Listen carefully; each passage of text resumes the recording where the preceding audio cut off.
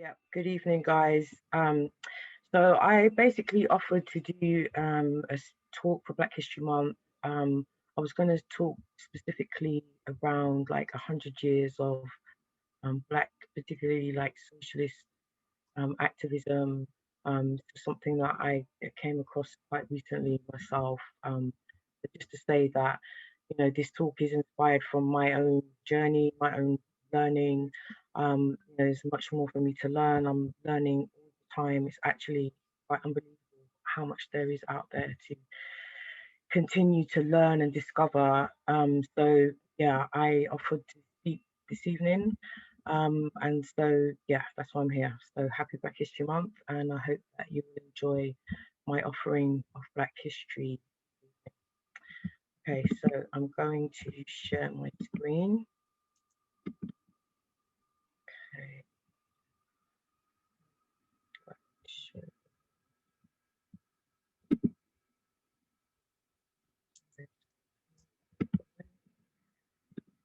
Okay, so first of all, yeah, I am from Hackney North. I'm currently a big education officer, but I'm also call myself a Black educator, teaching secondary school. And this first slide is just something I wanted to share with you as something that I've been sharing at school, to just kind of like get across that brevity of Black history and, what we're trying to discover and implement into mainstream curriculum. So the 4,000 years timeline, the top half is very much in antiquity, obviously before the European interaction with Africa in the way that led to the transatlantic slavery. And then if we look at the bottom half, that is very much like the last 500 years, and it's just a snapshot of many great Black men, particularly, that have been fighting this fight for, equal rights, equality, freedom, fundamentally. So, just to kind of like start from the beginning, I was very interested to hear Jackie's talk about the African Holocaust and that kind of concept of what slavery has done to us as African people. So this first slide is just kind of like to set the tone of slavery in terms of it as the transatlantic trade. Like it's very easy to talk about slavery, but this is transatlantic slavery that was, that triangular trade.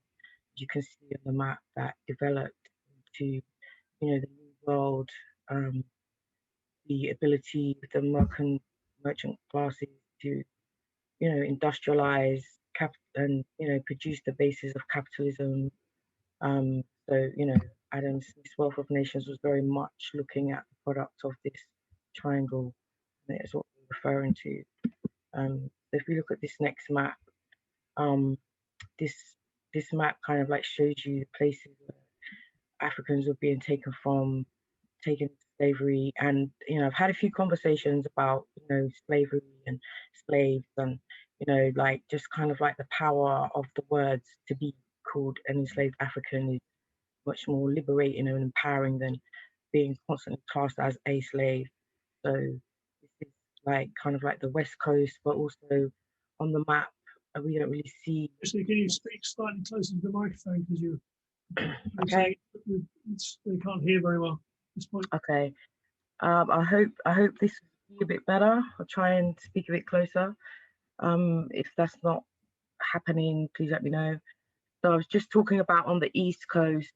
Obviously you've got the East African slave trade that has gone on for millennia, going into Arabia.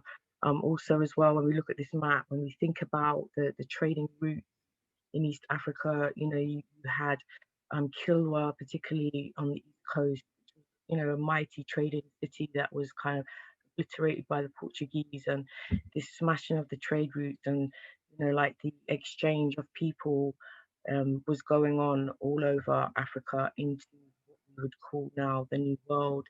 We also see the land mass of South America, where there's, a lot that we still, well, personally, I still don't know about slavery, the experience of slavery, but just to know that there was vast amounts of Africans taken to South America. And, when we think of today and the disproportionalities in South America, particularly like Brazilian, Colombian society.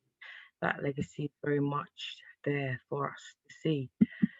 So, yeah, just coming up through, talking about 100 years ago, that was still based on, a movement, a legacy, and so I just wanted to just have a bit of a look to say that there was always uprisings, there was always, a fight back for freedom, even before Taki's rebellion in 1760. There were various ways that people rebelled and fought back, but these are some of the prominent ones.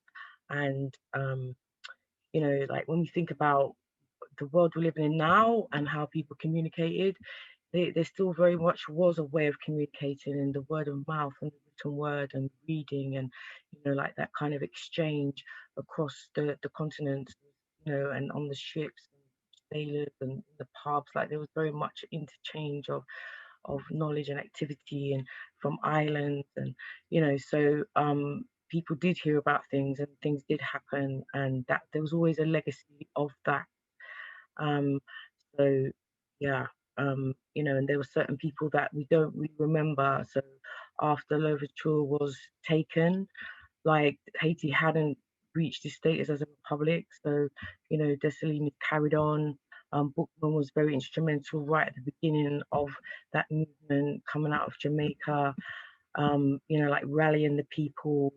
He'd also been a man that had been very much involved in the interchange of knowledge and communication and what was going on. Um, Demerara, like slavery had, the slave trade had ended, like there was supposed to be emancipation, the word got back, like there's always been that kind of word of mouth exchange of information. So just a couple of people that come up in the struggle have Nzinga. I'm sure many people have heard of her, but she very much was fighting of the Portuguese in Africa, the Ashantiwa in Ghana. Excuse me. Like the movement for freedom with Nani leading that, the assaults on the British. So like this, I just dropped this in because this is just some prominent women that have always been part of that struggle in that tradition of fighting for freedom. And then obviously we've got Ola Udo Ekpiana, who for me in Hackney North, his daughter's buried in a local cemetery. He was a prominent African that came up as a young boy and taught himself to read and write and fought his freedom, and was very much again in that interchange, being in the Navy and sailing, from Africa and going to the Caribbean and Virginia and London, and that kind of, he was very much like a kind of global African at that time. At a time also where we had a queen of mixed race, so that's Charlotte. And also at that time it was very fashionable. If you go down into New Orleans, the kind of balls and that kind of like high society life that was very much frequented by the European aristocracy, like octoroon and women of mixed race. It was a fashionable kind of trend, and this king had a mixed race queen. So, like if we think of the depth of kind of racist ideology that hadn't really secured itself as much as it has since the 18th century, going on forward into the 19th century. So obviously we've got the abolition, which was, a movement that fundamentally, was led by the slaves. Obviously it had to get passed through law, but we had very prominent female abolitionists, like a movement coming up from the grassroots. Mary Prince particularly toured the country and was very much involved with the lobbying for the rights of children in the factory laws, and like the actual emancipation of the slaves, and the 1838 law is very much caught up in that whole struggle for workers' rights and ending the apprenticeship. And The Whip is like an amazing play that I haven't seen, but I've heard that really kind of covers that struggle and that kind of original solidarity that we had with, those of the classes that were now in the factories being forced to work in outrageous conditions that were kind of fueling this industrial development that, you know, was not benefiting the many, it was, you know, benefiting the few. So perhaps Sojourner Truth has many wise sayings, and then like we have the solidarity with Sheffield, which very much at the heart of the abolition movement. I'm sure people know about Harriet, but you know, she was um, an amazing hero. So, so I've kind of gone back to slavery, but that's because that is kind of like the basis that formed the capitalist system, the new world, the reality that we found ourselves in 100 years ago. Um, so we've got this kind of deeply embedded system that has come out of slavery. I'm sure people can read the screen themselves. Okay, so if we think about 100 years ago, you know, we are at the height of colonial rule.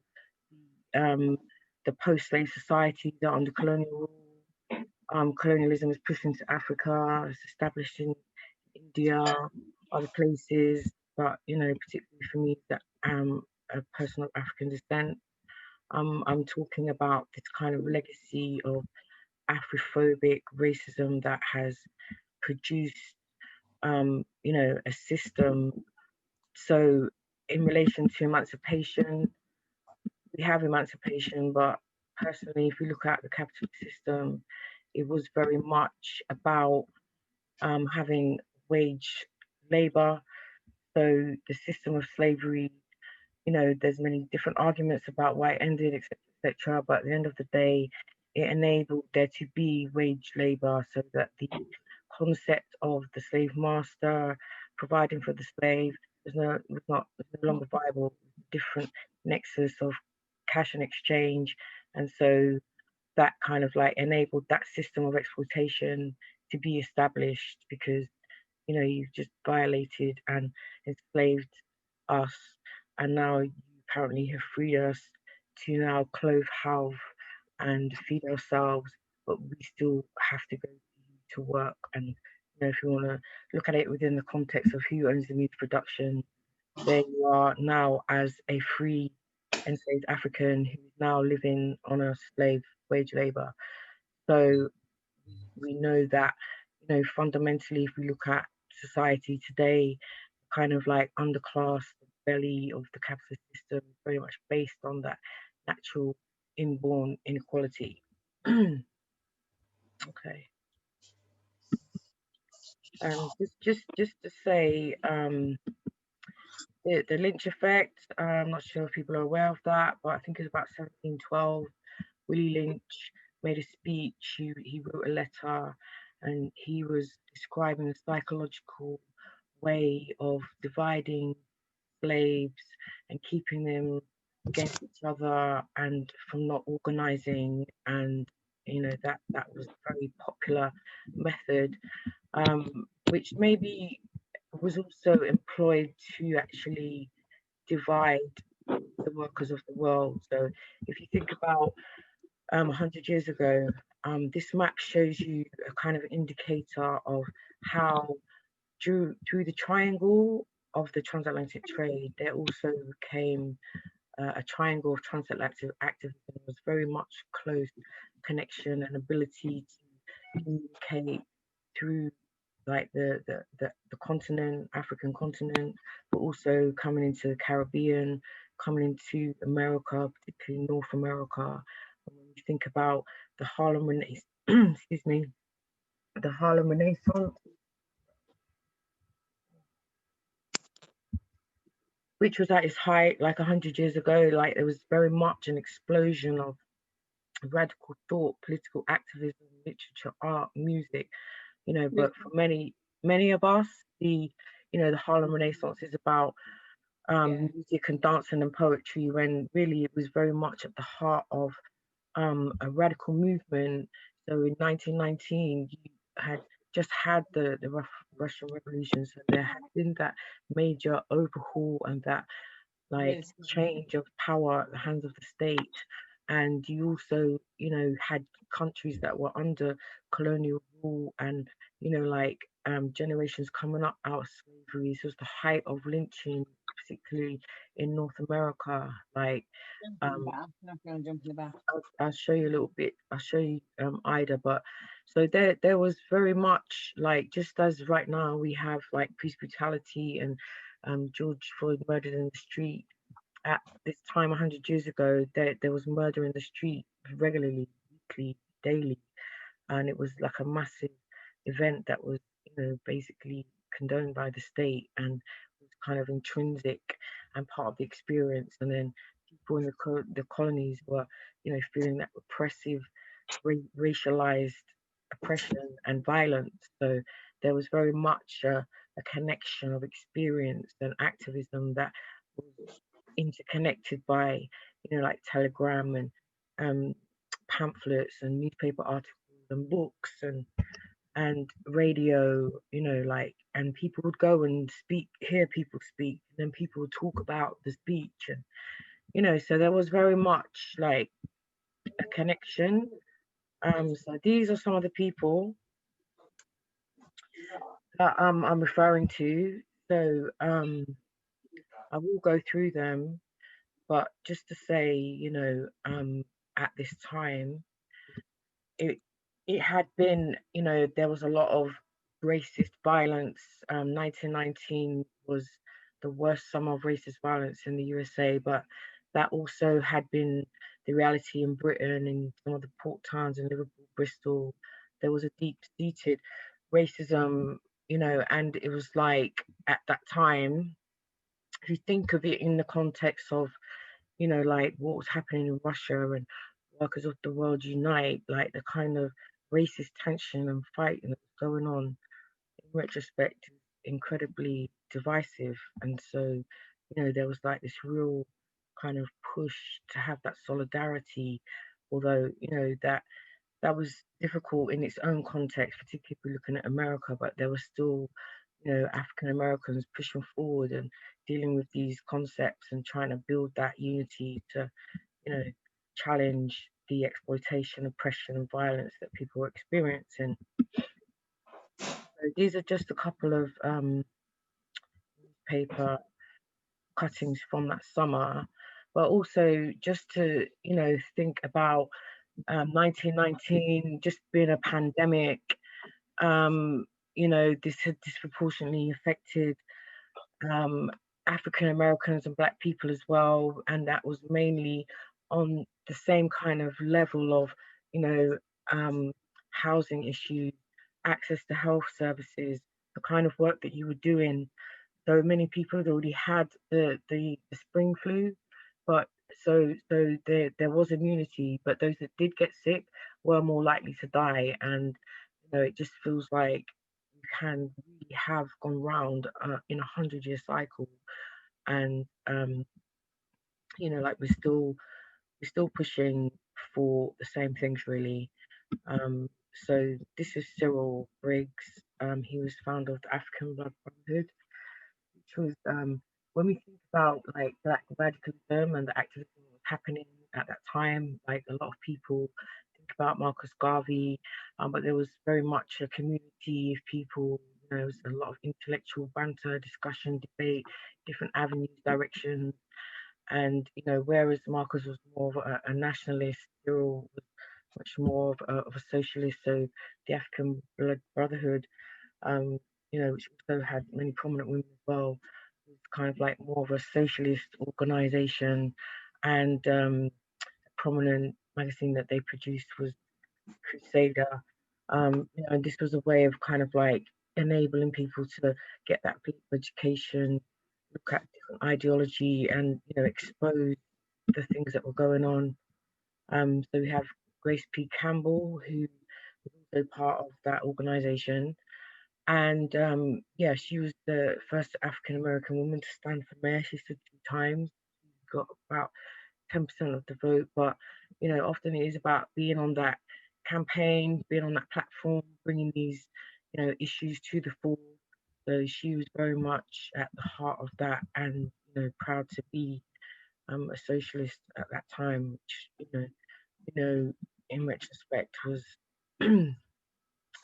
very difficult responsibility to take on when you had the state after you. As someone like Marcus found out, he was eventually prosecuted for fraud and imprisoned.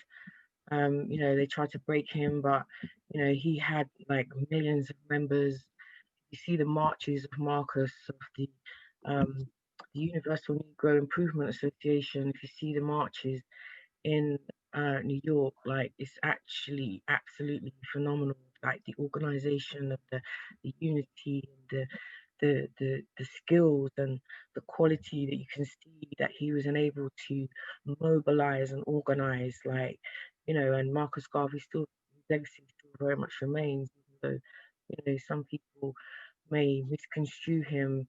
There's still principal elements of his idea and his actions that are very relevant to today. And so he came up through the union activity, journalism, education. So if we look at like the 1880s, like coming out of slavery, this is a situation where we've been under a system where it's been illegal for people to read and write. So, like the benefits of education, like something that you want to seize upon and utilize and make the most of. And, so there was also a lot of exchange with studying and, moving around the globe for work. So Marcus got around through journalism, kind of came up in his activism through the unionization of workers, and out of that, his own activism, he produced a mass movement,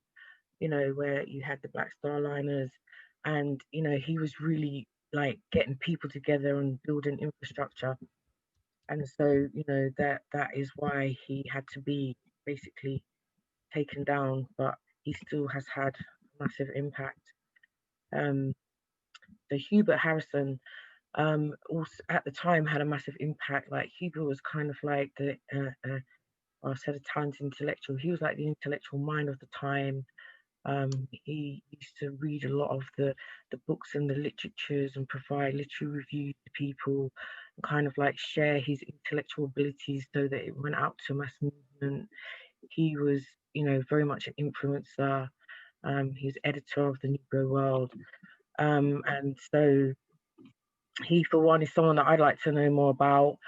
And he was very much, at the heart of that kind of intellectual explosion and interaction with like political, scientific, and cultural ideas that, were actually enabling people to change things and make a different world, and there'd just been this, revolution that had come about, and it was, like when you look back at certain things, you can kind of like feel that excitement and enthusiasm. But obviously, part of the struggle means that there's people that have been lost along the way and written away. So Jimmy was also part of that, and he just stood out to me as someone who, was very much at the heart of that kind of international transatlantic movement, and that union activity, and was very much at the heart of building on the ideology in Africa. So he went on to found different organizational spaces for people to actually, make change, and to see that kind of went into the ANC. And there's many people who, were influencers and were the forebears of people that, we're more familiar with the civil rights movement. So we have another Claude McKay, Jamaican. So again, you've got that interchange came into New York, North America, and then you've also got the interchange in North America with those from the South. Claude came to England. Many people would come over. It might be for literary things, but there was very much that discussion, and like taking that journey on the ship across, was also kind of like an opportunity to share knowledge, information, and and ideas. So Claude is very prominent contributor. He's got some amazing poetry. Audley, Audley again has been around for a long time, so she's kind of like seeing all of those changes up to like the late 90s. She was there from the beginning. And if you want to find out a bit more about her, she's very much kind of like was at the heart from the beginning of that kind of Pan-African movement towards building, Africa that is still, like building back Africa from the aftermath of slavery and colonialism. 1898 to 1997, 100 years. Okay, someone needs to mute, but I'm going to carry on. Okay, so then we've got Ida. Many people may have heard of her. I personally found her quite recently and was like, wow, this woman is amazing. And then I think day before yesterday, I found out that she came to Glasgow on an anti-lynching speaking tour, and very much connected again. I feel like that was an indicator of that transatlantic interconnection. So you had like a young man from Grenada who was half African, half Scottish, who was in Glasgow, and there seemed like there were quite a few mixed race people up there, and he actually had Ida to speak. So she came over here and was, talking about her findings on the lynching. But if we think about lynching, like it is a horrific ritual. It's just the most disgusting thing. And it's about, how that can actually be acceptable and be, an event where thousands of people come and people, take souvenirs and do the most terrible, gruesome, unbelievable things, you know. But that is part of, the depth of, like the racialized, hate-filled divisiveness of America, I guess, which I really do think is, you know, like a strategy. If you think of, the Russian Revolution and the workers of the world uniting, what better distraction than to have, the white working class and the black working class fighting against each other. So anyway, we can talk about that a bit more in our talk. So just coming up with some other people. George Padmore is someone that, I know he's renowned. He's definitely someone I would like to know more about. Obviously, we have Claudia, who was deported to Britain, and was there with her activism, fighting the fight, and set up Carnival and that. But again, Paul Robeson, the way that he was treated, the way that Josephine Baker was treated, having socialist ideas in this age, particularly coming from America, we were an enemy of the state. But then when we look at CLR James and the influence that these people and these ideologies had, like, like by the end of the Second World War, that kind of movement and interchange again of people from all over, like basically the colonized world came together, and that led a surge in the movement again into independence, and then if you think about a movement against apartheid and, like the movement that we still are moving forward today. If we think about, what's happening in Nigeria, if we think about like the environmental damage, devastation, like like the ability of the state to allow these things to happen is still very much part of the legacy of colonial rule and, the capitalist system that we currently are living in. Um, I just wanted to share these with you. Um, so this is Hakeem, professor of African history. There's still much more in this book for me to find, but it's just really amazing. Yeah, and this is obviously where I came across quite a lot of these people. But if people haven't read, this is a really interesting read. And also, like looking at the struggle of the Negro question and how, that kind of solidarity has been something that has still been worked on and built upon as we speak. I've never actually seen a copy of this, but I'd really, if anyone has one to borrow, I'd appreciate that. But this seems like a really amazing book. There's many references to the Black Bolshevik in this book, and Hubert, for me, is very much, I feel, a lost figure, a lost excellent mind. So he's an African who was enslaved and descended from someone from St. Croix. But you know, he was very much an internationalist and, you know, very much at the heart of a radical movement. So There's a few minutes, yeah. okay. Yep. Okay. All right, so I'll end it there if I've had my time. I did have a poem that I wanted to share, but maybe I could share that at the end. I hope everyone could hear okay. Yep. Yeah, thanks, Lucy. Brilliant, thank you. There's a lot in there, and I'm hoping that everybody's going to be really keen to contribute. I did see someone. Yeah, I'm sure there was somebody held their hand up. There was a comment about the KKK. Yes. And later in his career, I think after he'd been in prison, Marcus did do that, and I know that that has, you know, shone a bad light on him. My understanding is the basis of that conversation was in respect to separatism, and you know, in the same way that he was expecting respect for Black nationalism, it was kind of that reciprocation from white nationalists to say, okay, well, you're white nationalists and we're Black nationalists. Yeah, but I'm from what I gather, you know, he very much lived to regret that.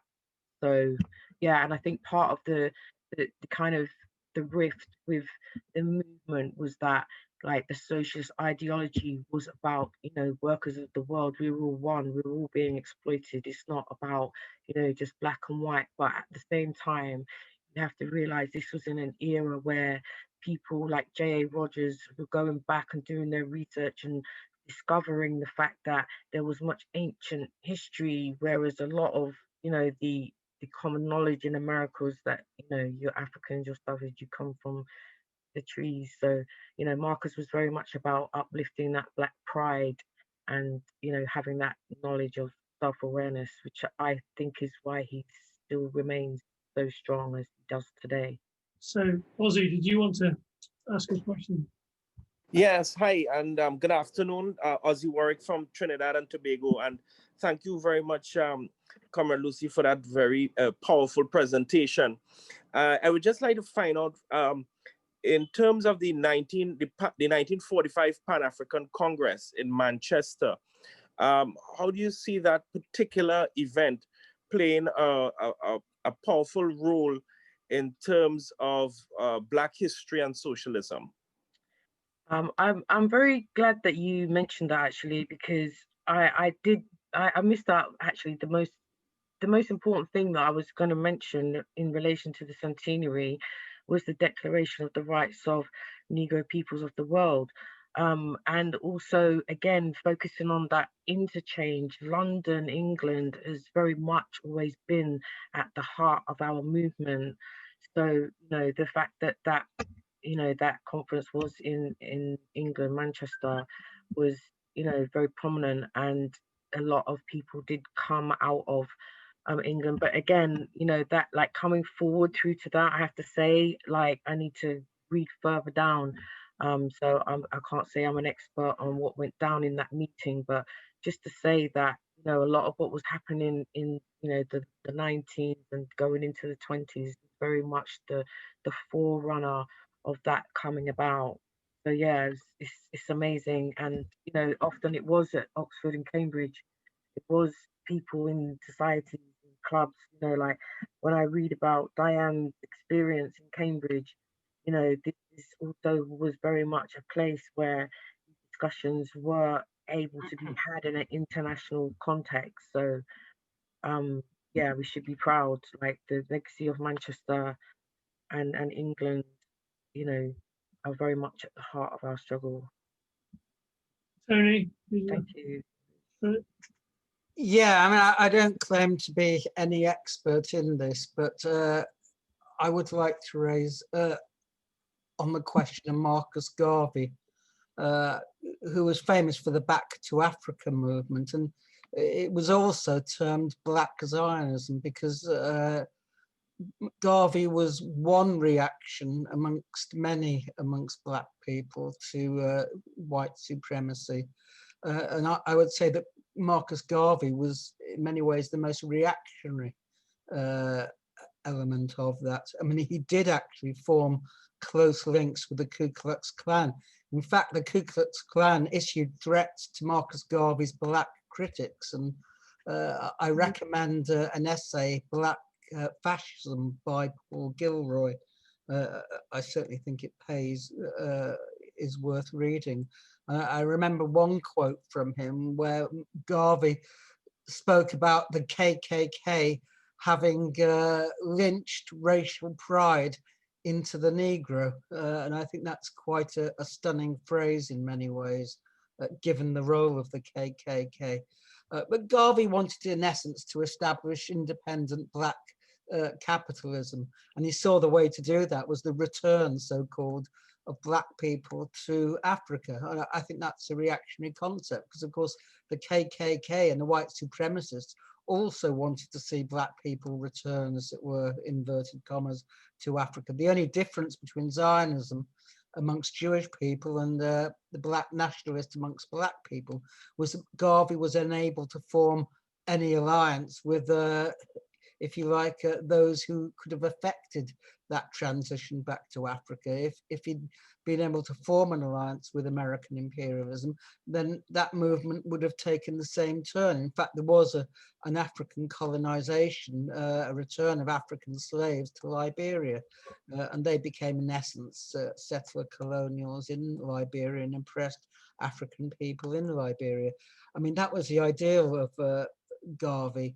And in many ways, it was the inheritance of that tradition was from the Nation of Islam, Elijah Muhammad and Louis Farrakhan, who were very similar to him. And remember, I mean, the Nation of Islam was responsible for the assassination of Malcolm X. So I don't think we should venerate these people in the slightest. They were one reaction amongst many. Garvey faced very fierce opposition from Black workers as a result of his dealings with the KKK. We shouldn't imagine that he went unopposed in any way. He was dealing with the enemy. So Okay, respond to that, please. Before we start, there's another question which is similar from Dr. Liz Ockapon, saying on Garvey, saying, you said Marcus Garvey, a Renaissance activist through large crowds. And demonstrating and demanding. What do you think was the trigger that broke that movement? So, I mean, I know it obviously collapsed, pretty quickly at one point. So you could throw that in as well. Okay, so no, I totally get where you're coming from, talking about these situations, this perspective, this part of Garvey, but part of the reason why he's very popular within the Black community and is remembered is for other stuff. And before that, like, so a lot of what you're talking about was post him being done for fraud and done in his prison sentence, and I get that, and I'm not defending it. The reason why I bring up Garvey is because of his ability to organize and the way that he was enabling activism within the Black community when we were at a time of, like mass lynching, like under colonial rule, and this is the other reason why I bring up many of these others, because he was part of a community where there were people that were at odds with his perspective, and many of the people that I've raised were also at odds with him as well. But as far as looking at our Black history and our history of activism as Black people, I don't feel that I can talk about that without mentioning Garvey. But what I've found personally is that a lot of those that did oppose Garvey and that were dealing with the more socialist perspective and were, active socialists at that time have very much been written out disregarded and are lost to us. So, you know, yeah, that's why Marcus gets a spot for me. But, you know, like obviously at that time, coming towards the end, he was showing that nationalism in a way that wasn't helpful to, you know, socialist ideas, which was why he was at odds and, you know, got that kind of response. But I mean, when you think about Black pride and raising up ourselves and knowledge of self, you know, he has to have a relevance. When it comes to, you know, what has broken down that movement, you know, often it is, you know, the way that people fracture, and then that fracture can turn in on itself, you know. So like even if we come through Robeson and DLR James and coming into Claudia and coming to Malcolm, you know, like there's always been that ability for the state to kind of amplify divisions. Sorry. Okay. Anyway, sorry about that. You know, so there's always been that element of undermining us as a movement based on that, you know, McCarthy style anti-communist element. So, you know, like I'm not advocating or supporting the Nation of Islam, which is also another organization that kind of like comes into the fray.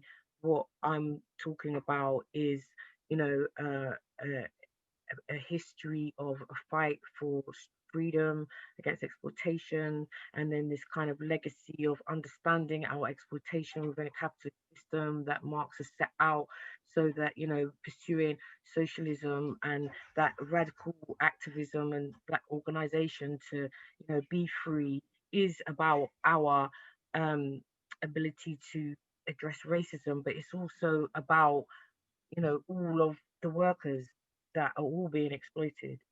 So yeah, And I don't know if that answered the question. Uh, I think Garvey represented a particular trend. I mean, yes, Can we maybe talk about other people? Like he's one person in a PowerPoint with many people, and I've accepted your criticism of him. He's just part of a bigger picture. So maybe let's talk about, you know, Black socialism, like how that kind of like became part of a movement in the 70s, that kind of tradition of unionism and organization, and how we can, you know, revive that to, you know, like what is more important for me is what is happening now, you know. And at the moment we have to have that solidarity around anti-racism, which is based at the foundation of capitalist system. And we've had a legacy in our lifetimes of, you know, the state being used as an instrument of oppression that has taken away more and more of our rights. We now live in a world where, you know, information and data is the currency of manipulation and propaganda. What are we, you know what I mean? What are we? I don't want to waste my time arguing about Marcus. No, I just mentioned him as one figure that was clearly very important, but there are different tendencies. Some are anti-socialist and some are, if you like, look to unity with the white working class as well. And Garvey represented the opposite. Right, well, let's talk about the solidarity with the white working class. How do we get that back in through the veins of the Labour Party so we can, you know, re-engage with our democracy and the nation that is built of a legacy of division and racism and divisiveness and justification of oppression by, you know, having an education system that basically, you know, brainwashes or creates elitism like that this is like the point of this talk is just kind of like to say this is the same journey that we're on. And here we are today where, you know, forget the Cold War concept of communism and versus capitalism and socialism. Like the point is that like the only opportunity we have is by pushing socialist policies through a democratic party like the Labour Party, or like what else are we doing? I don't know. anyway, Yeah. Ken, did you want to say? Can I? Ask a question? Yes. Okay. Oh, sorry. Can you hear me? Yes, fine. Okay.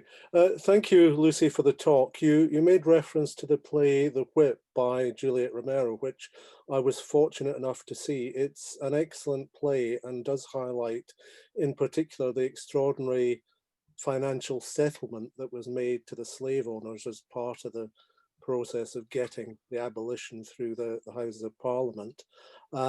It's a play I would recommend to people, and the RSC have put on their website that they're in the process of putting together an audio version of the play with the original cast. Not there yet, but they say details will be available shortly. But I would recommend anybody to look out for that play when it does become available. And thank you again for your talk. You're welcome. Well, that's really good to know. Thanks. Yeah, the play does, you know, and that's the point for me. This is, you know, we talk about who is the first working class and all of that. The point is that there is a legacy that still affects us Black people of African descent that comes from the slavery that enabled us to be in the situation that we're in today. And from we can configure that solidarity and that consciousness, then, you know, we have a chance. Yes, So thank you. there was another question.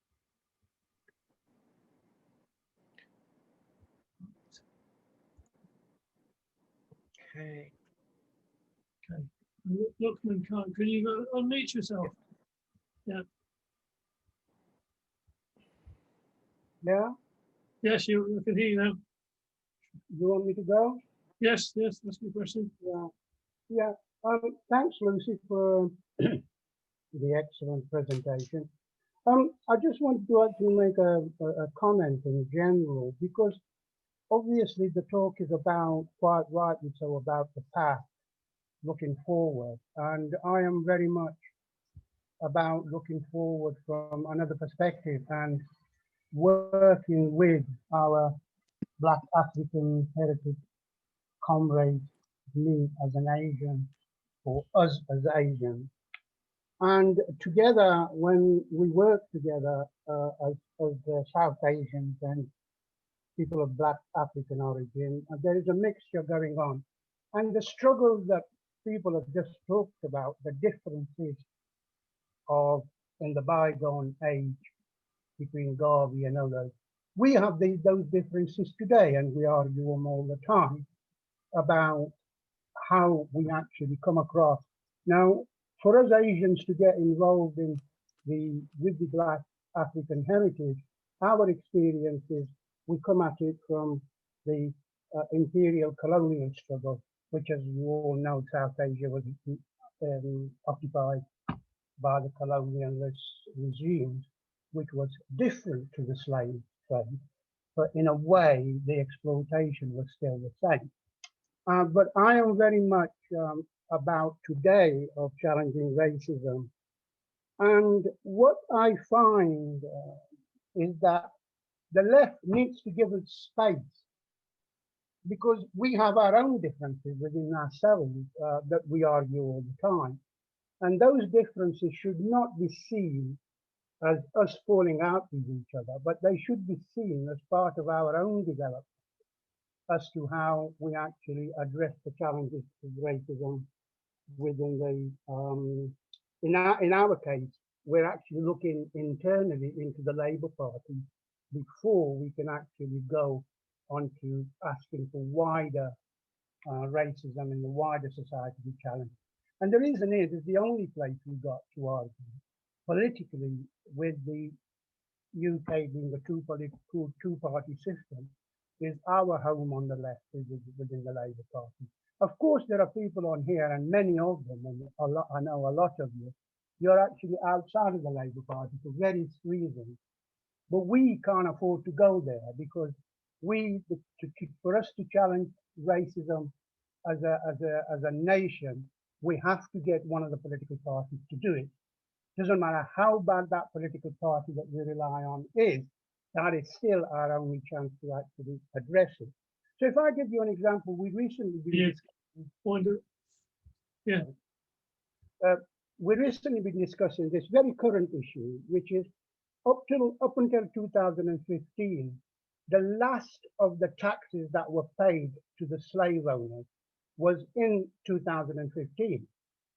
And we've recently been talking about how we may want to separate that argument from the argument of reparation as a whole, which is a different argument, but it's connected. What we've been talking about is actually, I've got friends, Lucie's got friends who are alive today, who are workers of today. They were paying taxes, including myself and Lucie, up till 2015. Those who are actually a descendant of slaves actually were made to pay taxes for the slave owners that actually owned their ancestors. And the argument is separate, because even if they owe the government, each one of those persons, even £5 each for the taxes they paid. I don't know how much they'll owe each person. But on a point of principle, it would be right for us to argue that the government pay that taxes back to each individual. But then we all agree that it should go to the charities, because obviously to each individual, it won't make that much difference. About the money won't make it that much difference. But on a point of principle, to make a political point, is actually saying. You don't have a question? Yeah. No, actually, I haven't got a question. It's just to actually help you out in the sense that there is a wider argument going on at the moment, and therefore the difference of what people have been discussing about what went on in the 1920s and so on, and before. The difference between black people activists is the differences we've got today, and that will always exist because human beings are different by their very nature. So I just wanted to say that is that the struggle goes on for us. Okay, thank you. Thank you, Brother Lookman. Cass, can I ask you to? Yeah, me? Yes. Yeah, okay.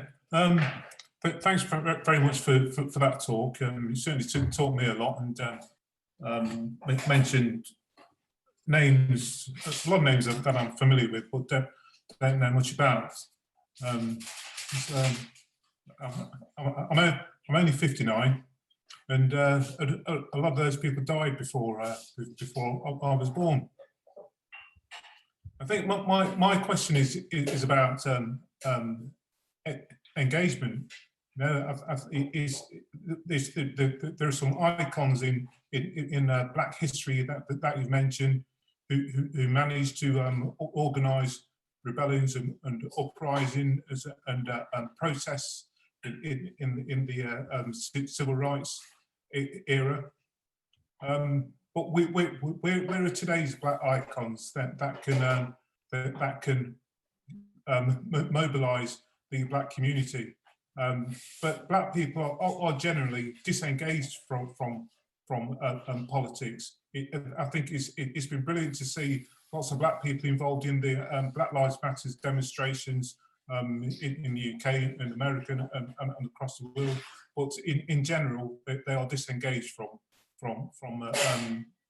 not just mainstream politics, but any politics at all. I think generally because they're too busy trying to eke out a living, too busy trying to get on with their lives.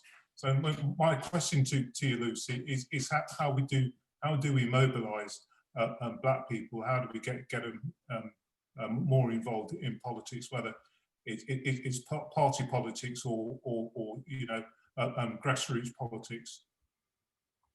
Okay, I'll take one more speaker who's been waiting for a while, which is Liz, and then I'll ask you if. Thanks, Cass. I'll get back to you. Have you? Cass's question is very, very good and similar to mine, really. Thank you, everyone. Good evening. I'm Liz from Director of Smallwood CLP, and they weren't loaded questions because I only found out a few minutes ago that Lucy was on here, but she's a really stalwart sister and I'm really pleased to be campaigning with her. So in answer to your question, Kaz, I would like to propose that we talk about what happens after the demo, because we had the Windrush scandal in 2018, and every meeting I went to, I was with people that I was with 30 years ago. When I left uni, I was going on anti-immigration demos, and the same people, you know, they look better than I do, obviously, but the same people were at the same demos, and now they're in my Black Sisters groups, you know, because we're Black Labour, because we joined up with Corbyn because we thought, well, this is another chance to make a difference. So the others haven't really caught up with us, really. Labour activists, trade union activists, we're on the road, but the community is like, what's the point? We've been on the road. What happened last time? Nothing. You know, student loans, you think of how awful that was for parents to see their kids being corralled. They want their kids to go to university, especially the African and Caribbean kids. They know that the Asian kids are probably going to get there much easier. They want their kids to go to university, but they haven't got that financial potential to, you know, it looks like another debt. It looks like another bill going to uni. And even if they keep it to themselves, like my mum did, they are carrying a big debt burden. So my answer on my question, my first, you know, I'd like to make the point that the wider Black community doesn't get involved in the mobilising because it doesn't result in anything at the end. So the civil rights movement was brilliant. And when we had the civil rights movement, at the end of it, we sat down and talked to we talked to the people who made the policies, and we became policymakers as well. Now, if we're not invited to those tables and we're not even pushing to go on those tables, then we're going to end up just marching around in circles and achieving nothing. So we've got the 70 odd recommendations from all the race inequality campaigns, but we need to sit down now. We've done the marching, you know, and we've made the protest. But if we don't sit down really quickly, I mean, before Christmas, and make policy changes, calling up yes, sister, remembering the difference between Corbyn and Starmer, we have to call him out. So we've talked about justice and restorative justice and you know, and racial justice, because he's a lawyer, and if he can't understand what the word justice means, then he should be, you know, lose his bar license.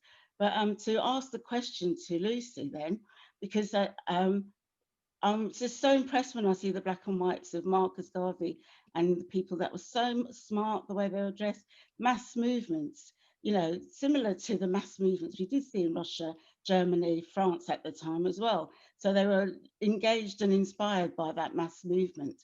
But then it seems to have whittled away in that situation. I mean, I know in the 60s when we ended up with Roe v. Wade and all that, there was sort of significant change up to a point. But you know, what was the reason why the Harlem Renaissance, the people in the deconstructed post-slavery era, what was the reason, do you think, that stopped them from carrying on the fight? And there was like a 30-year gap between the Harlem Renaissance and the civil rights movement, because we also had the civil rights movements in Britain and the revolutions in Britain as well. And sadly, there were people that talked to Mosley and the nationalists.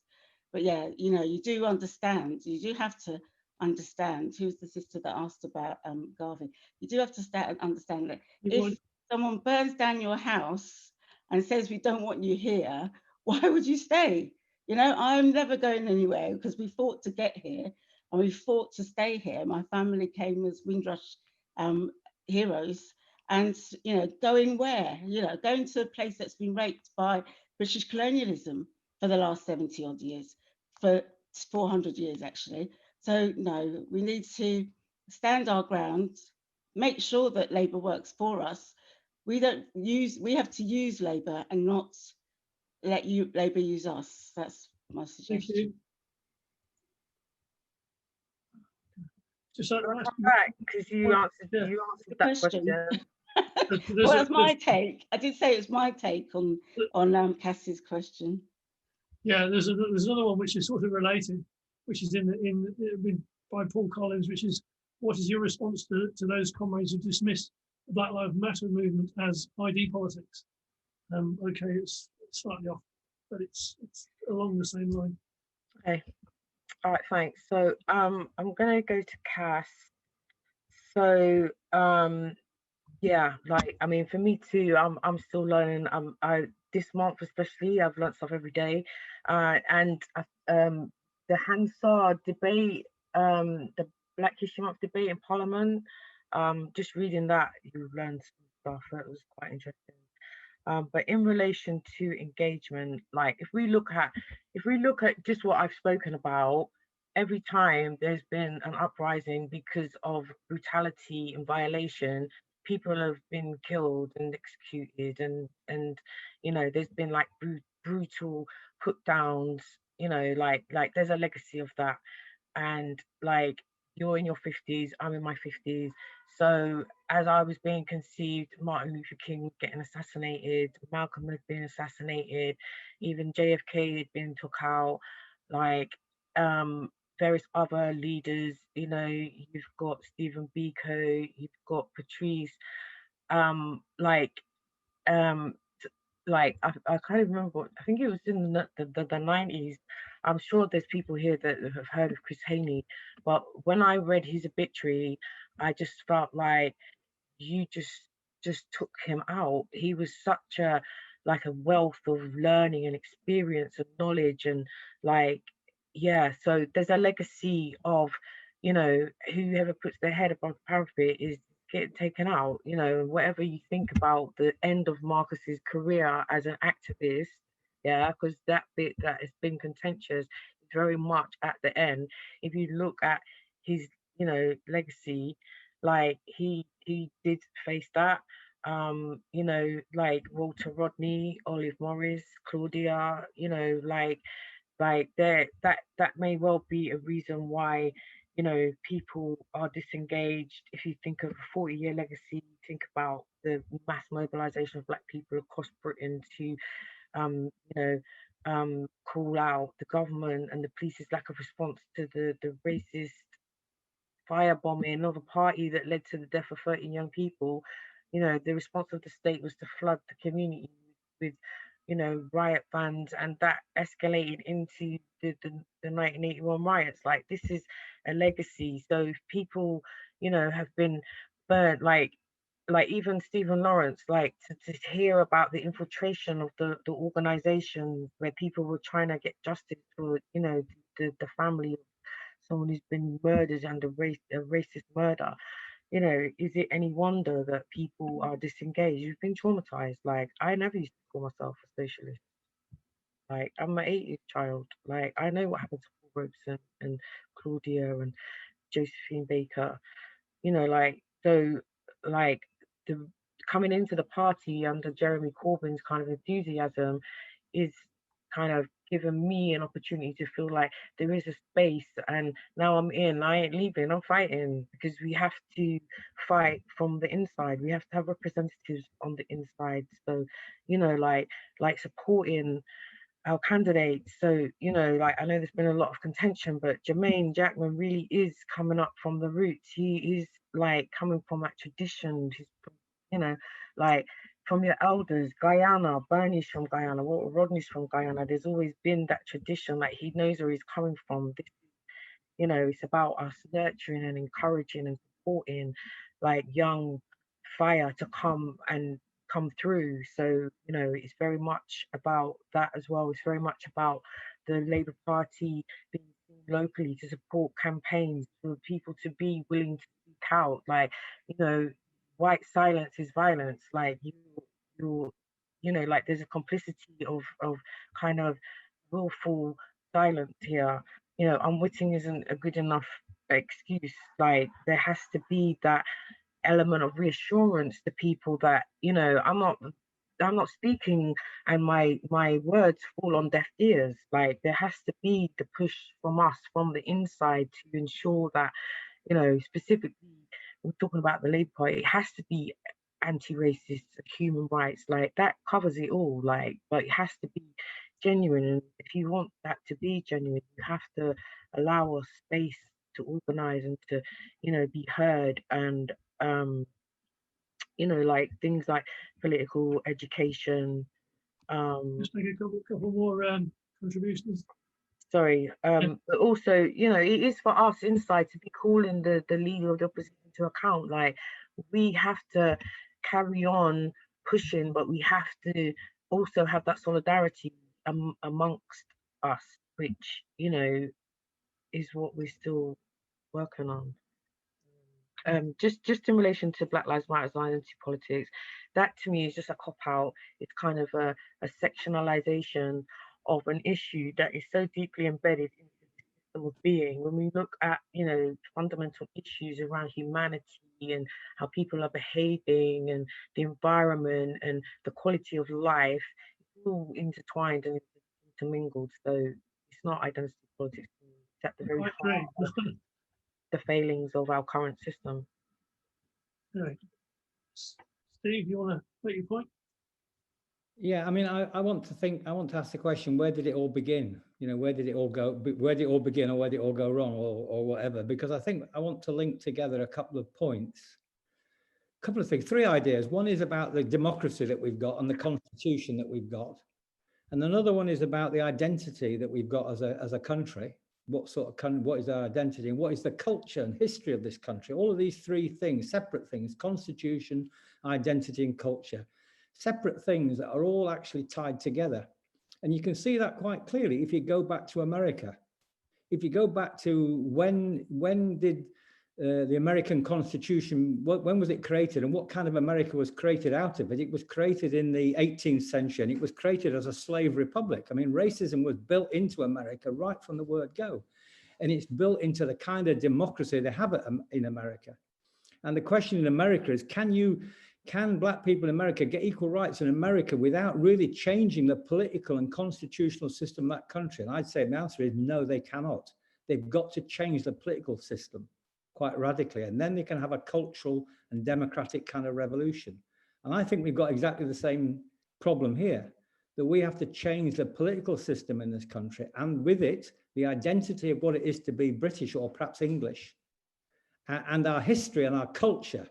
And you can see that the Bristol statues is a moment of somebody taking a kind of revolutionary thing to do, to dig into our history. Where does that history go back to? It goes right the way back to when our constitution was formed at the end of the 17th century, when Britain was created and the slave trade was created, and Britain became a colonial imperial power. So our empire goes right the way back 300 years. That's where we have to look at, and we have to get rid of that system that's 300 years old, and rather than simply think we can kind of reform our way out of the present problem. So we need a program which is democratic and cultural. It's got to change attitudes, values.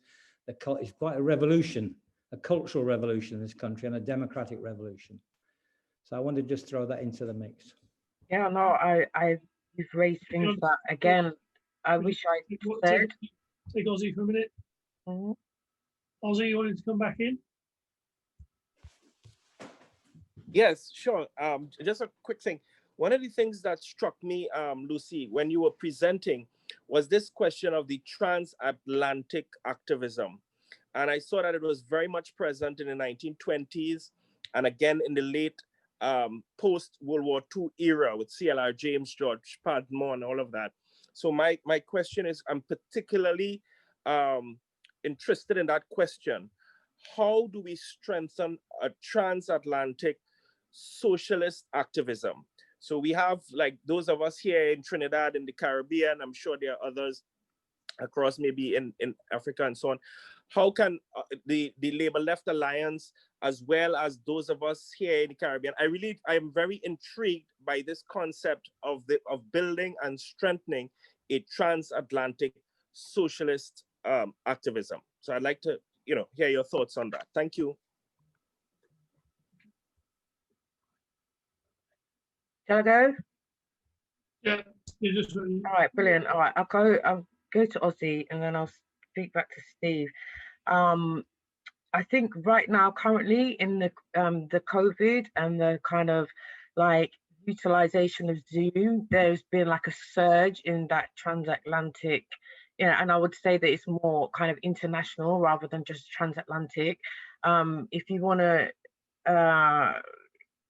we'll exchange details via Tina or Matthew, and I can pass you over. I think part of what I see happening with that right now is very much under like the Global African Congress and kind of like an umbrella movement of different organizations that are particularly working around issues of kind of like organizing based around reparations, but you know, it's also about much more than that. So, you know, I can kind of hook you up to that because we often have speakers in from Trinidad, and like building up that unity and like having more of a say around the African Union, like that's all happening at, like as we speak, like with what's happening in Nigeria and like a lot of stuff that's been happening in Brazil. Like there's very much a movement of that happening. So I can pass you on to that. But yeah, I mean, I think, you know, in general, the kind of world that we're living in is it's much easier for people to share. So there's like kind of lots of little pins growing and then connecting with each other. And yeah, I think that's very much happening. In relation to what Steve was saying, yeah, where did we begin? It's funny because I was actually looking at some stuff around the Druids, and you know, like looking at the different myths and stuff like that, and you know, it was very much kind of looking at um the way that they were portrayed by the Romans, and obviously it's history, you know, and kind of like unpacking all of that. And you know, and it just kind of made me think about that kind of knowledge, you know, that notion of empire and nation state, and you know, kind of like imposition of rule on others, and in this kind of like state organized way, you know, how there was life before we were forced under this regime, you know. And like when we think about our culture and our history, and you know, like redefining, you know, like what we actually need to do now, like for us to really realize how much our democratic right has been kind of like usurped, and you know, it's like it's been abused. Like we have to come back and look at what we want as a country, as a people, like what democracy actually means. And you know, part of unpacking all of that is about understanding the way that this system, you know, has been built and has manipulated the institutions to have us all in this situation. Until we kind of see the root of that and we wake up to that and we kind of build back that solidarity, you know, like regardless of black or white, it's like the black and white has basically been the vehicle to disrupt the movement of the people. And until we can see that for what it is, then, you know, once we can see what that is, can start building back. Because you know, if you look back in history, like how life came out of Africa. So you know, if you had the Iberians who were darker skinned up in this bit and that bit, and you know, there was always connections with Kemetic Egypt and that kind of like center, you know, like we can move forward and have you know, hopefully have a situation where, well, I mean, someone's just putting, don't forget the climate emergency. If there wasn't anything more pressing for us to be challenging the legacy of slavery, colonialism, and what the capitalist world is doing, it has to be the emergency. And that is affecting people globally. And if we don't deal with the racism, people don't care if people drown because they're brown. So, yeah, I hope that answers the question. Okay. Diana, do you want to ask your question, make a point? Yeah, can you hear me okay? Yes, fine, yes. Right. Oh, first, thanks to Lucy. What's bothering me is comments about we need for all races, for black people and white working classes and you know, everybody. We need the Labour Party for us to all to unite. The Labour Party has got very racist. I mean, it's always been racist. It was racist first 40 years ago when I first joined it. I noticed that and it bothered me. But it's got nastier now. So surely, why surely we need to all unite outside the Labour Party. Can we not? Is there any reason why black and white and people of all colours can't unite in socialist movements outside the Labour Party? Yeah, no, and should I speak or should I take another question? Thanks, Diana. Take another question from me. Benjamin, you want to come in? If you can unmute yourself. You need to unmute yourself. Oh. That's it. Yeah, that's Right. it. Yeah, that's it. Yeah. For this great discussion, I don't have a question. You don't have a question, okay? Okay, so shall I answer Diana? Okay, so yeah, I think what you're saying is real, and you know, when I was going back to that time I was talking about, and you know, post-revolution, the Communist Party, even the Labour Party, you know, they very much were racist views, but you know, part of what I hope came across in the presentation is that, you know, those have been very deeply entrenched and embedded into the psyche and the institutions. And so if we think about 40 years ago and we think about black sections like Diane, Bernie and Keith and Paul getting in, you know, over 30 years ago and how that came about. And, you know, even though Diane has been violated disgracefully, she is still there, she is still standing firm, you know, and there's still work to do. So I just think that, you know, like when you talk about outside of the party, of course outside of the party there should be that, like, well, there has been that global kind of outcry and that enthusiasm to look and learn and you know, speak up more. But if we're thinking about how our children are educated and how, you know, policy is formed and, you know, like who's sending out the guidance and the regulations and all of those kind of like policy stipulations and expectations, which, you know, when you look at, sorry,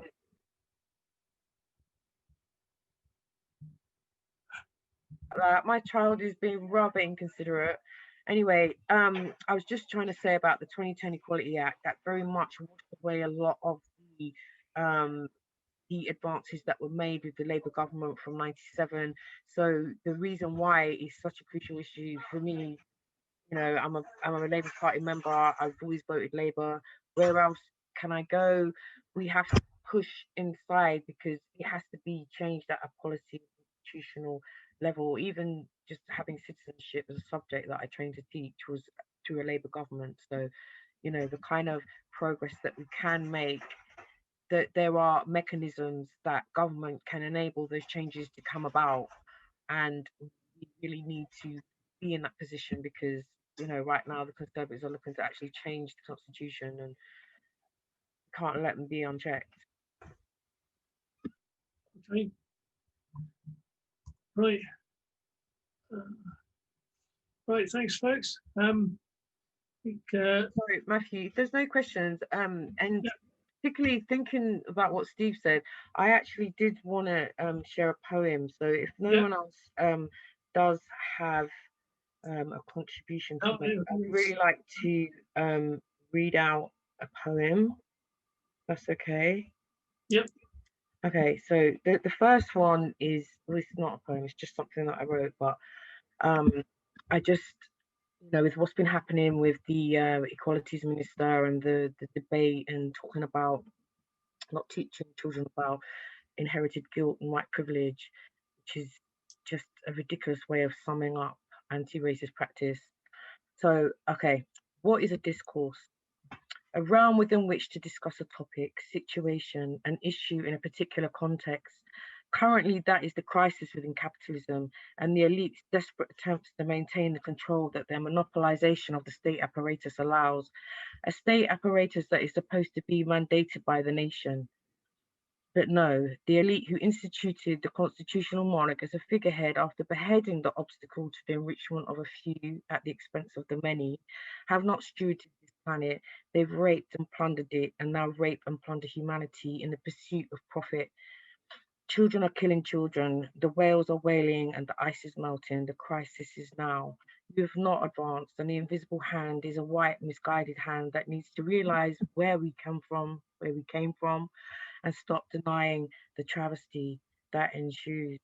So I call you to my shoulder as we must grind the wheel together to make a full revolution of this cyclical quest for change. Okay, that's my Black socialism, and this is our journey. The other thing I just wanted to share with guys was a poem by Langston Hughes. I'm sure many people have heard of him. And you know, he is one person that is very renowned from the Renaissance, but this poem for me sums up so much. So, let America be America again. Let it be the dream it used to be. Let it be the pioneer on the plain, seeking a home where he himself is free. America never was America to me. Let America be the dreamers dreamed. Let it be that great strong land of love, where neither kings connive nor tyrants scheme that any man be crushed by one above. It never was America to me. Oh, let my land be a land where liberty is crowned with no false patriotic wreath, where opportunity is real and life is free. Equality is in the air we breathe. There's never been equality for me, nor freedom in this homeland of the free. Say, who are you that mumbles in the dark, and who are you that draws your veil across the stars? I am the poor white, fooled and pushed apart. I am the Negro bearing slavery's scars. I am the red man driven from the land. I am the immigrant clutching the hope I seek and finding only the same old stupid plan of dog eat dog of mighty crush the weak. I am the young man full of strength and hope, tangled in that ancient endless chain of profit, power, gain, of grab the land, of grab the gold, of grab the ways of satisfying need, of work the men, of take the pay, of owning everything for one's own greed. I am the farmer, bondsman to the soil. I am the worker, sold to the machine. I am the Negro, servant to you all. I am the people, humble, hungry, mean, hungry yet today despite the dream. Beaten yet today, oh pioneers, I am the man who never got ahead, the poorest worker bartered through the years, yet I'm the one who dreamt our basic dream. In the old world, while still the serf of kings, who dreamt a dream so strong, so brave, so true, that even yet its mighty daring sings. In every brick and stone, in every furrow turned, that's made America the land it has become. Oh, I am the man who sailed those early seas in search of what I meant to be my home. For I'm the one who left dark Ireland's shore on Poland's plain and England's grassy lea, and torn from Black Africa's strand, I came to build a homeland of the free. The free? Who said the free? Not me, surely not me. The millions on relief today, the millions shot down when we strike, the millions have nothing for our pay, for all the dreams we've dreamed, and all the songs we've sung, and all the hopes we've held, and all the flags we've hung. The millions who have nothing for our pay, except the dream that's almost dead today. Oh, let America be America again, the land it never has been yet and yet must be, the land where every man is free and woman. The land that's mine, the poor man's, the Indians, Negroes, me, who made America, whose sweat and blood, whose faith and pain, whose hand at the foundry, whose plough in the rain, must bring back our mighty dream again. Sure, call me any ugly name you choose. The steel of freedom does not stain from those who live like leeches on the people's lives. We must take back our land again. America, oh yes, I say it plain. America never was America to me. And yet I swear this oath, America will be, out of the rack and ruin of our gangster death, the rape and rot of graft and stealth and lies, we the people must redeem the land, the mines, the plants, the rivers, the mountains, and the endless plain, all the stretch of these great green states, and make America again. And as descendant of an enslaved African who ended up in America, I have to say thank you, Langston. I love that poem, and I hope that people enjoyed that. Thanks for coming. Yeah, he was a great poet, the great socialist. Was always a difficult trick to pull. Yeah. Summed it up in that one. Thank you, Lucy, and thank you, everybody. And just to say, obviously, our next session will be on Thursday at 6 p.m. Talking about the 1848 revolutions and the springtime of the peoples, which will be another interesting session, I don't doubt. So hope to see everybody then. Hey, thanks for having me.